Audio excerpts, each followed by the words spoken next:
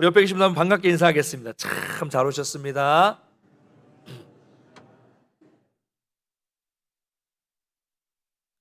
그래서 우리가 마태복음 19장을 보고 있는데요. 마태복음 19장은 예수님께서 이제 마지막으로 예루살렘으로 쭉 올라가시는 길에 있었던 일들을 다루고 있습니다.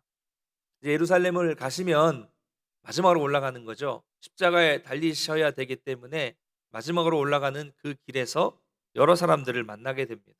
처음에는 예수님이 올라가실 때 큰 무리가 예수님 앞에 나왔습니다. 예수님은 그 무리들의 병을 고쳐 주십니다. 그 다음에는 이제 바리새인들이 또 예수님 앞에 나옵니다. 근데 이들은 예수님을 공격하기 위해서 나왔죠.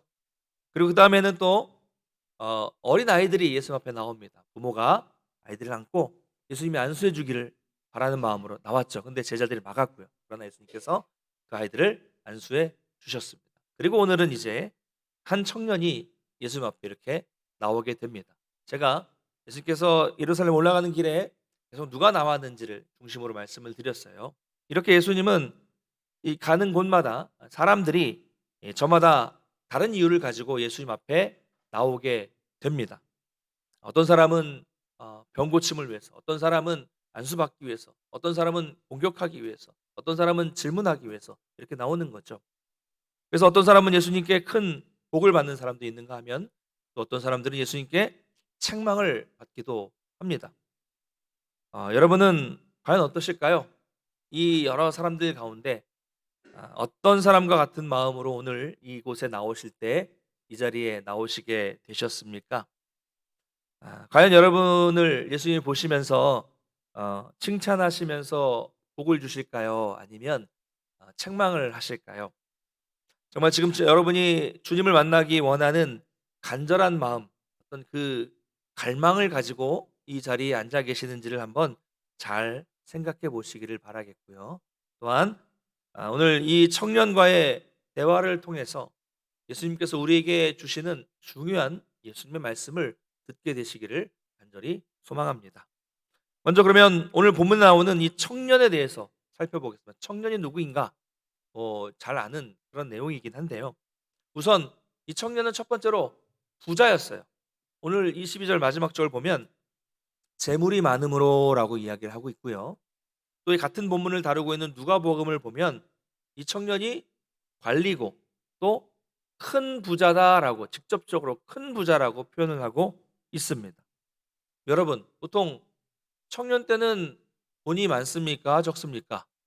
청년들, 예, 돈- 돈이 없죠. 예, 별로 없어요. 청년들은 앞으로의 가능성은 아주 많죠. 많은데 사실 돈은 없습니다. 열정적으로 일을 해도 특별히 요즘 같은 때는 열심히 일한 만큼 벌지 못하는 경우가 있죠. 열정페이라는 말이 있는 것처럼 청년들의 어떤 이 노동력만 착취하는 일들이 많이 생기기도 합니다. 저도 청년 때는 돈이 없어서 먹고 싶은 거 마음대로 못 먹고 사고 싶은 거 못 사고 그렇게 살았습니다. 그래서 방학 때마다 인력 시장에 나가서 이제 그 건대 앞에 보면 이렇게 있었거든요. 거기 가면 막 대기하고 있다가 기술이 없으니까 제일 마지막에 불려 나가요. 그래서 이제 그런 이 노동 저기 아르바이트도 좀 했었고요. 또 이제 이 당시에는 좀 생소했던 그 만화 카페, 만화방인데 이제 차도 마시고 한쪽에서 영화도 보고 이렇게 하는 그런 카페를 하나 이렇게 잘 꾸며 놔서 그걸 하나 샘플로 해 가지고 그런 것들을 다른 또 이제 인테리어를 해 주는 그런 아르바이트도 했었고요. 또 당구장에서 또 PC방에서 아르바이트를 하기도 했습니다. 뭐 그래도 늘 부족하죠. 버는 족족 뭐 어디로 나가는지 막 다 그냥 쓰고 늘 돈이 없었어요. 근데 이 청년은 젊은데 돈이 아주 많은 그냥 부자가 아니라 큰 부자다라고 이야기를 하고 있어요. 큰 부자였어요. 또 두 번째, 이 청년에게는 재물보다 더 중요한 것이 있었습니다. 청년이라는 말에 나와 있는 것처럼 바로 젊음을 소유하고 있었다는 거예요. 여러분, 젊음이 부러우십니까? 돈이 부러우십니까? 둘 다요? 네. 뭐 다르겠지만 저는 젊음이 부럽습니다. 뭐 아직 젊다고 생각하시겠지만 그래도 20대 때의 그 청년 때의 젊음이 사실 그립습니다. 네. 여러분도 그러시죠? 그래서 어르신들 보면 옛날 이야기 정말 많이 하시잖아요, 옛날 이야기. 그래서 요즘에 이제 예 저도 이제 옛날 얘기를 많이 하게 되는데 어르신들이 옛날 이야기를 많이 하면 젊은 사람들은 뭐라고 얘기해요? "라떼 이야기 또 한다." 이렇게 얘기를 해요. 라떼 이야기. 기성세대가 "나 때는 말이야. 나 때는 이랬어." 뭐 이렇게 얘기를 하면 좀 이걸 좀 빚고 와서 "또 라떼 이야기 하시네." 뭐 이렇게 얘기를 하는 거죠. 그런데 그 어른들이 그만큼 그 옛날 이야기를 많이 하신다는 것은 그때, 그 젊었을 때, 그때가 그립다는 것을 또 다르게 표현하는 것이기도 할 겁니다. 청년 때, 젊을 때 어떻습니까? 꿈이 가득해요. 그리고 세상에 두려움이 없어요. 자신감이 넘칩니다. 제가 젊었을 때 이 전도사 때는 더 이 설교가 셌거든요. 왜 자신감이 있거든요. 막 의분이 있고 막 분노가 있고 막 이 열정이 있으니까 막 거침이 없는 거예요. 건강하죠. 그 무궁무진한 어떤 가능성, 희망이 있었던 때가 청년의 때입니다. 젊음은 부러운 것이죠. 근데 이 청년은요, 젊음도 있었고 또 부를 가지고 있었으니 얼마나 부러운 일입니까? 또 이게 끝이 아니에요.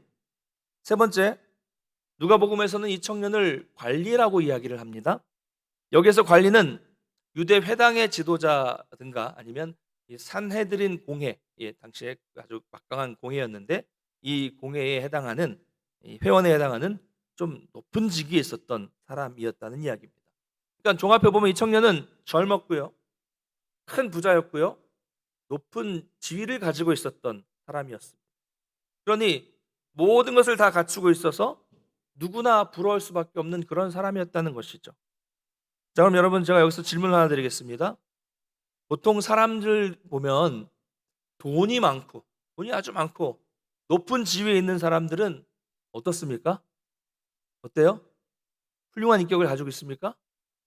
돈이 많고 높은 지위에 있는 사람들은 세상 말로 뭐라 그러죠? 뭐가 없다? 네, 네 가지가 없다. 뭐 이런 얘기하잖아요. 네. 그리고 뭐 거만하죠. 네. 이런 용어가 많아요. 그리고 돈이 많고 이 높은 지위에 있는 사람들은 어떤 윤리적인 문제가 생기기도 합니다. 그래서 뭐 주색 잡기, 뭐 문란한 생활로 인해서 문제를 일으키는 경우가 많죠. 그런데 이 사람은 젊었고 돈도 많고 높은 지위에 있었지만 윤리적으로도 완벽한 삶을 살고 있었습니다. 오늘 말씀에 뭐라고 말하고 있습니까? 20절을 한번 읽어보겠습니다. 20절 같이 읽겠습니다. 시작.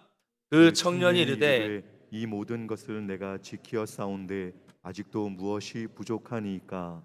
네, 아멘. 자, 예수님 앞에서 여러 계명을 말씀하셨어요. 그런데 뭐라고 말합니까? 제가 그 모든 계명들을 다 지켰어요. 뭐 또 부족한 게 또 뭐가 있을까요? 대단한 거죠. 그것도 그는 어릴 때부터 그것을 교육받았고 어릴 때부터 그것을 훌륭하게 지키는 삶을 살았다라고 말하고 있으니 자신 있게 말하고 있으니 정말 대단한 사람입니다. 근데 여러분 놀라지 마십시오. 이게 또 끝이 아닙니다. 그는 오늘 예수님께 나아갈 때도 다른 사람과 다르게 겸손하게 선생님이여라고 부르는 모습을 발견할 수가 있습니다. 그 사람의 성품과 인격을 보여주는 그런 표현이기도 하고요. 그리고 이 청년이 예수님께 하는 질문도 바리새인들이나 종교 지도자처럼 공격하기 위한 질문이 아니라 또 무지한 질문이 아니라 가장 중요한 영혼에 관련된 문제를 아주 고차원적인 영혼에 관련된 질문을 하고 있다는 점도 주목해 볼 필요가 있습니다. 어떻게 하면 잘 살 수 있을까요? 어떻게 하면 돈을 많이 벌 수 있을까요? 어떻게 하면 명예와 권력을 얻을 수 있을까? 이런 질문이 아니라 어떻게 하면 내가 영생을 얻을 수 있겠습니까? 라는 정말 일반적인 사람과는 차원이 다른 고차원적인 그런 질문을 하고 있었다는 것이죠. 자, 정리합니다. 청년은 이 땅에 있는 것, 우리가 부러워하는 것 다 가지고 있었지만 거기에 만족한 것이 아니라 이 땅의 것만에 관심을 갖는 것이 아니라 내세의 영원한 생명까지도 가지고 싶었던 이런 마음, 이런 영적인 갈급함 있었다는 것이죠. 그러니까 이런 사람은요, 어디 하나 찌르려고 하고 좀 이렇게 흔들려고 해도 절대로 흐트러지지 않는 그런 완벽한 사람이었던 것입니다. 제가 그래서 이 말씀을 쭉 묵상하면서 이 청년을 통해서 발견할 수 있었던 느낌, 모습은 바로 완벽함이었습니다. 완벽함. 여러분 어떠세요? 여러분 주변에도 이렇게 완벽한 사람이 있으십니까? 떠오르는 분이 있으세요?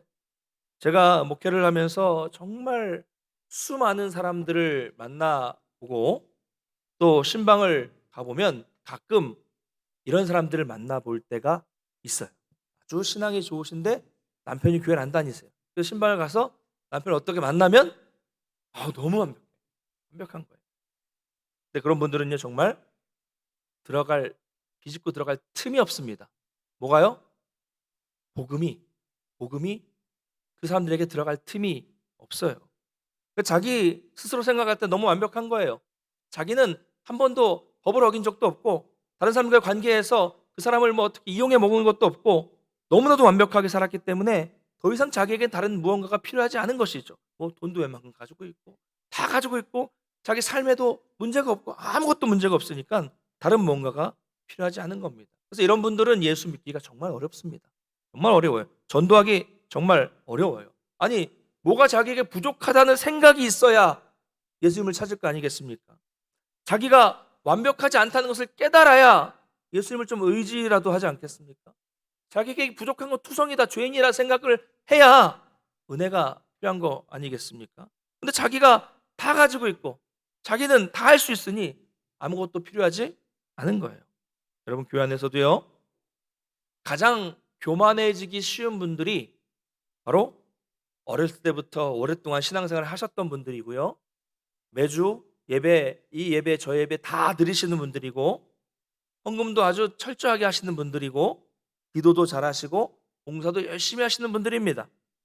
그게 하나의 자기 의가 되는 거예요. 나는 이렇게 부족함 없이 열심히 잘 했다. 이런 안일함, 이런 만족감을 우리는 주의할 필요가 있습니다. 교만으로 갈 수가 있기 때문에. 근데 여러분 사람이 완벽할 수 있을까요? 지난주에 제가 복음에 대해서 말씀을 드릴 때 기억나시겠지만 우리 로마서 3장 23절을 한번 같이 읽어보겠습니다. 같이 읽겠습니다. 시작. 모든 사람이 죄를 범하였음에 하나님의 영광에 이르지 못하더니 모든 사람이 죄를 범하였다. 여러분 예수님이 왜 이 땅에 오셨습니까? 모든 인간이 죄인이기 때문에 모든 인간이 죄인이어서 죄인이 그 죄를 극복할 능력이 단 1도 없기 때문에 죄가 없으신 예수님이 이 땅에 오신 것이죠.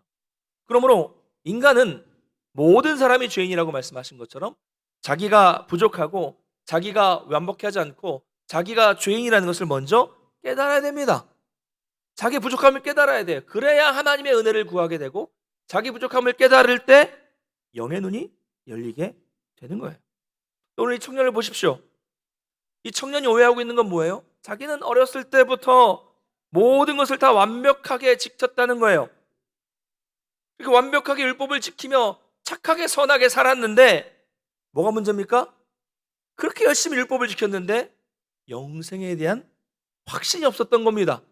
내가 영생을 받았는지 내가 구원을 받았는지 확신이 없었어요. 어릴 때부터 그렇게 율법을 잘 지켰는데도 확신이 없었던 거예요. 마음이 뭔가 편하지 않았어요. 율법을 잘 지키고 있는데도 그 마음이 편함이 없는 겁니다. 자기 의로 자기 행위로 자기 공로로 영생을 얻은 줄 알았는데 다 채워지지 못하는 그런 허무함, 무언가 모를 어떤 그 허전함, 불안함이 그 마음에 늘 남아 있었기 때문에 예수님께 이렇게 와서 영생을 어떻게 하면 얻을 수 있습니까? 라고 질문을 하게 된 겁니다. 여러분 이처럼 영생은 인간의 공로와 노력으로 얻을 수 있는 것이 아닙니다.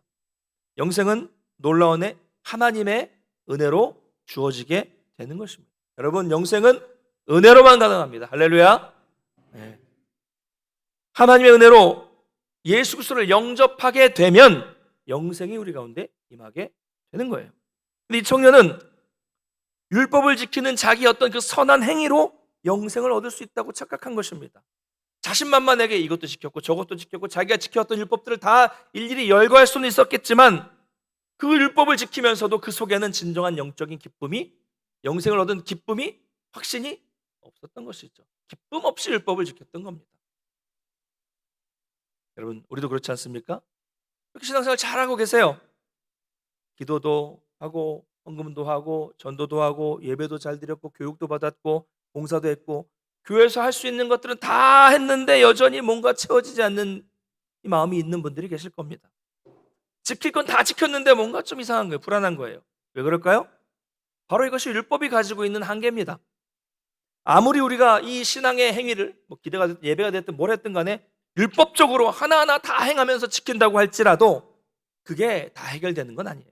왜냐하면 율법에는 우리를 구원할 능력이 없기 때문입니다.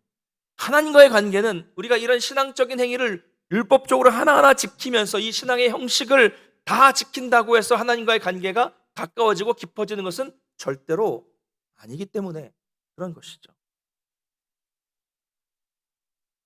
이렇게 제가 이렇게 다 지켰는데 무엇이 더 부족합니다라고 무엇이 더 부족합니까라고 자신만만하게 되묻던 이 청년에게 예수님은 그의 가장 약한 부분을 이미 알고 계셨죠. 찌르면서 이렇게 말씀하십니다. 21절 한번 읽겠습니다.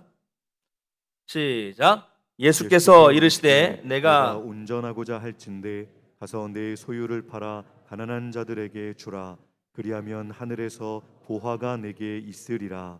그리고 와서 나를 따르라 하시니. 자, 예수님은요, 자기가 영생에 관심이 있다고 하면서도 여전히 이 땅의 재물을 버리지 못한 이 청년의 마음을 이미 꿰뚫어 보셨습니다. 너 그러면 너의 그 많은 재물을 다 팔아서 나누어 주고, 그 다음이 중요해요.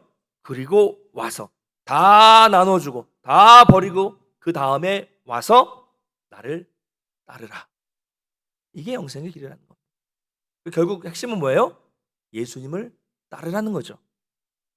하나님과의 깊은 관계가 이를 원한다면 그 하나님과의 깊은 관계를 막고 있는 그 장애물, 그 물질, 그걸 버리고 와서 하나님과의 관계 속으로 들어와라 라고 말씀하는 거예요. 이 청년은요, 세상의 것들을 다 붙잡고 특히 이 물질을 다 붙잡고 있으면서도 또 영생도 누리려고 했다는 것이죠. 재물을 놓치고 싶진 않았습니다. 그러나 예수님은 뭐라고 말씀하세요? 네가 붙잡고 있는 그거 놔라. 그거 놓고 버려야 나를 따를 수 있다. 그래야 영생을 얻을 수 있다 라고 말씀하신 거예요. 혹시 이 말씀을 들으시면서 미리 걱정부터 하시는 분이 계실지 모르겠어요. 혹시라도 제가 여러분도 오늘 이 예수님 말씀처럼 이 청년에게 하셨던 말씀처럼 여러분의 가진 재물을 다 팔아서 어려운 분들을 도와주시고 다시 예수님을 따르세요, 뭐 이럴까봐 아멘이에요? 마음에 부담이 되시는 분이 계시죠? 여러분 걱정하지 마십시오. 이 청년에게, 예수님이 이 청년에게 하신 말씀이고요, 이 청년에게는 가장 약점이 바로 물질이었다는 그런 말씀이에요. 그래서 그 약점을 끊어버리라는 거, 끊어내라는 겁니다. 그래서 내려놓아야 하나님과의 관계가 가까워진다는 거고요, 그것을 붙잡으면 이 길은 갈 수 없는 길이라는 것을 예수님께서 강조하게 된 겁니다. 사랑하는 성도 여러분, 여러분이 신앙생활을 정말로 오래 하셨는데 여전히 하나님과의 관계가 깊어지지 못하고 자꾸 늘 피상적이기만 하다라고 생각하시는 분들은 좀 기억하셔야 합니다. 여러분 안에 하나님과의 관계가 깊어지는데 방해하는 뭔가가 있다는 거예요. 반드시 있습니다.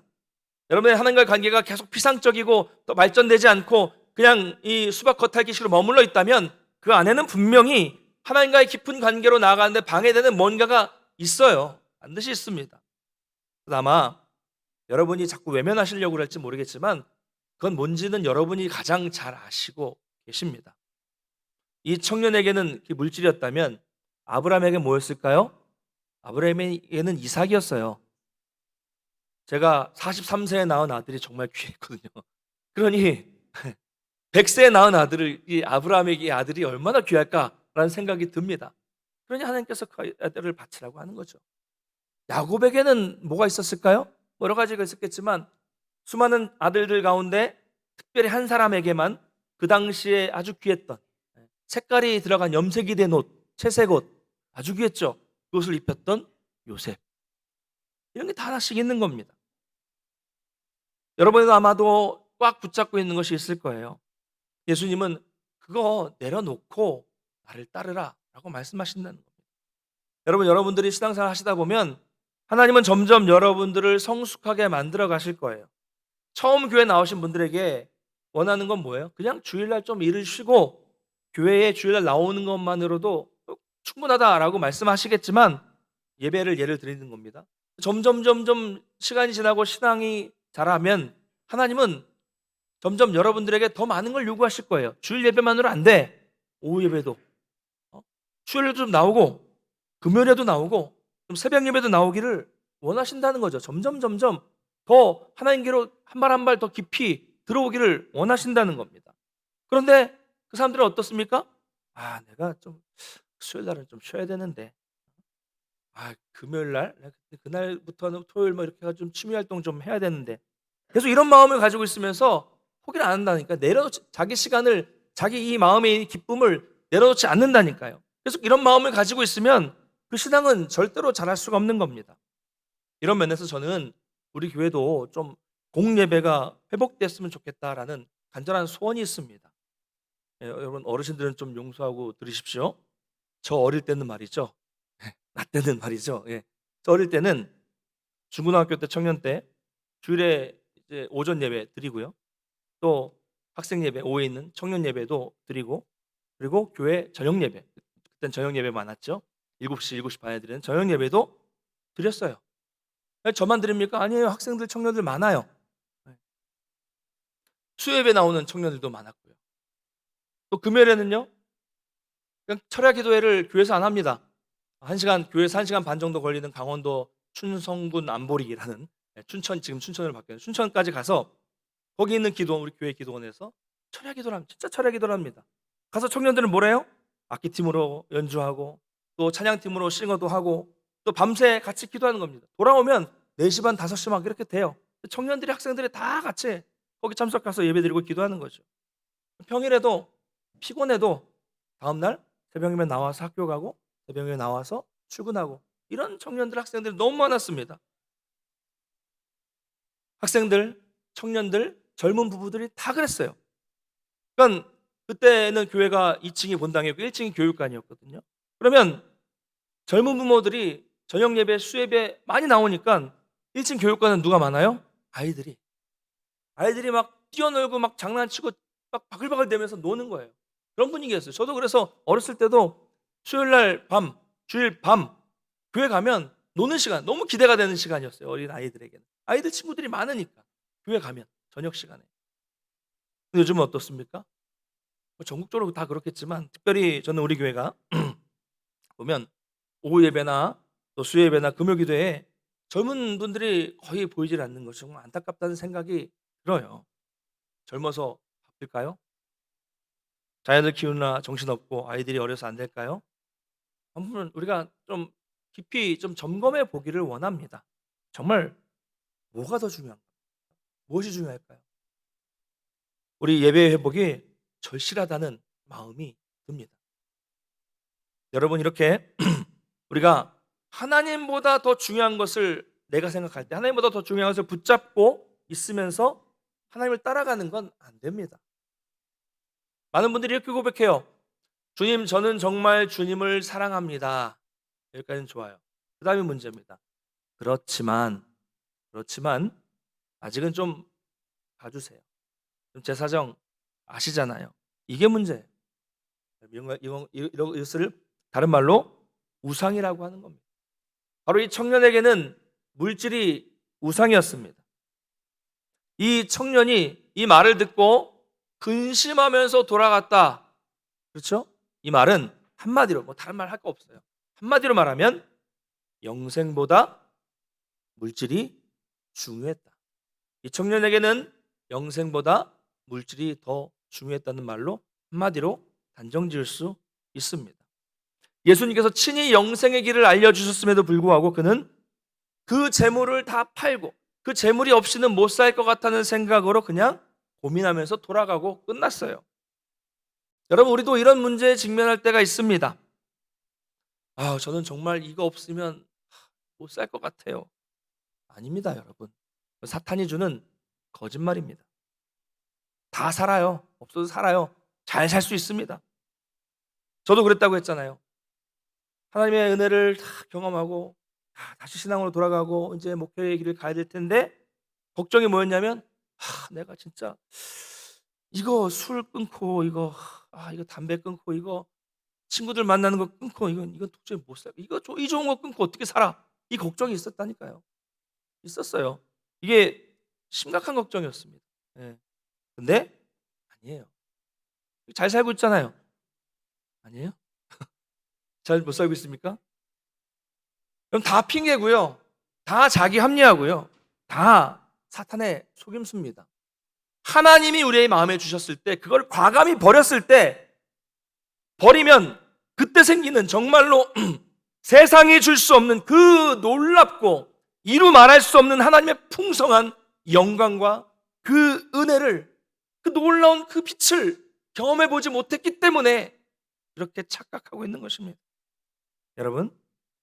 여러분이 신앙생활을 하실 때 하나님은 여러분들에게 내려놓아야 할 것들을 하나씩 하나씩 요구하시고 보여주실 겁니다.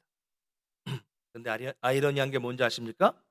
희한하게도 하나님은 야, 너 그거 딱 내려놓고 나를 따르면 내가 너에게 큰 은혜를 줄 거야, 풍성한 복을 줄 거야 라고 이렇게 말씀하시는데, 대부분은요 뭘 기도합니까?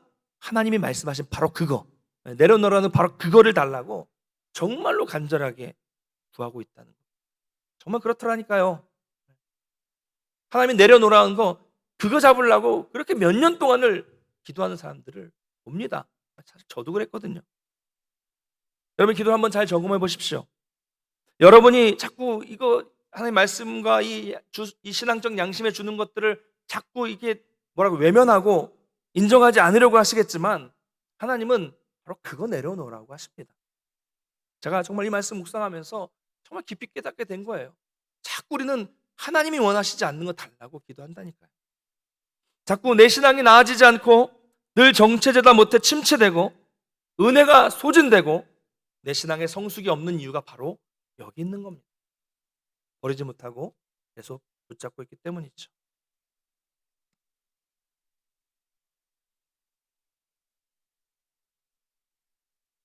사랑하는 성도 여러분, 이 청년은 예수님의 말씀을 듣고 갈등했습니다. 고민했어요. 그런데 갈등만 하고 고민만 하다가 끝나면 절대로 안 됩니다. 대부분 여기서 그치니까 변화가 없는 거예요. 만약에 하나님께서 말씀을 통해서 여러분의 무언가 마음속에 부딪힘, 갈등을 주셨다면 하나님께서 뭔가 여러분 마음속에 있는 그 뭔가를 건드리셨다는 거예요. 갈등을 주셨다면, 부딪힘을 주셨다면 건드리신 겁니다. 그래서 하나님이 이제는 여러분의 속에 있는 그 삶의 중요한 요소를 다시 뒤집기를 원하신다는 거예요. 여러분이 그 갈등을 넘어서게 되면, 그 갈등 속에서 그걸 넘어서게 되면 반드시 변화가 생깁니다. 할렐루야. 생겨요.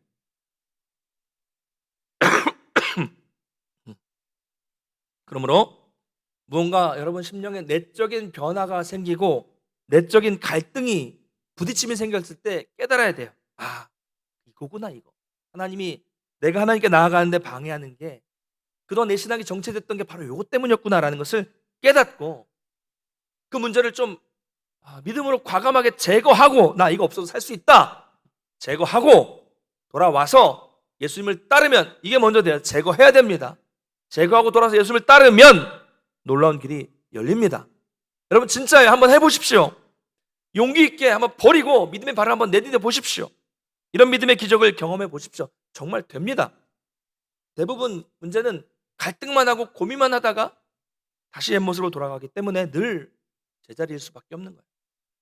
말씀 맺겠습니다. 여러분, 이 청년은 그 이후에 어떻게 됐는지 성경에 나타나지 않아요. 모릅니다. 그러나 만약 이 청년이 이 재물의 문제를 극복하지 못했다면 그는 이 땅에서 부자로, 이 땅에서 권력자로, 율법을 잘 지키는 선한 사람으로 사람들에게 존경받는 삶을 살았을지는 모르지만 천국과는 전혀 관계가 없는 사람으로 살다가 그렇게 죽었을 것입니다.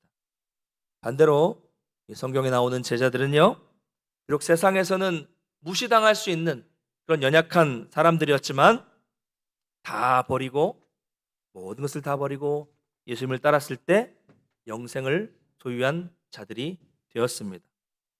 여러분, 영생의 비결은 먼저 주님과의 관계를 방해하고 있는 우리의 무언가, 이것을 내버리고 그리고 와서 예수님을 따라가는 겁니다. 할렐루야. 예수님을 따르는 제자의 길이 바로 영생의 길입니다. 사랑하는 성도 여러분, 하나님의 말씀이 여러분의 심령에 임하셨을 때, 설교를 통해서 뭔가 깨달음이 있을 때, 말씀을 읽다가 뭔가 깨달음이 있을 때, 하나님의 여러분의 심령에 무언가를, 이 깊은 내 약점을 건드렸을 때, 갈등하게 하셨을 때, 고민하게 하셨을 때, 그때 그것을 버리고 돌아서서 겸손히 예수님을 따르는 제자가 되시기를 주님의 이름으로 축원합니다. 그래서 여러분의 삶에서 더 이상 신앙의 정체가 아니라 더 성숙한 삶, 그 성숙한 삶을 살아서 정말로 이 세상에서 경험할 수 없는 영광스럽고 그 감격에 겨운 그 풍성한 삶을 하루하루 살아갈 수 있게 되시기를 주님의 이름으로 간절히 축원합니다. 다 같이 일어나셔서 찬양하고 한번 기도합니다.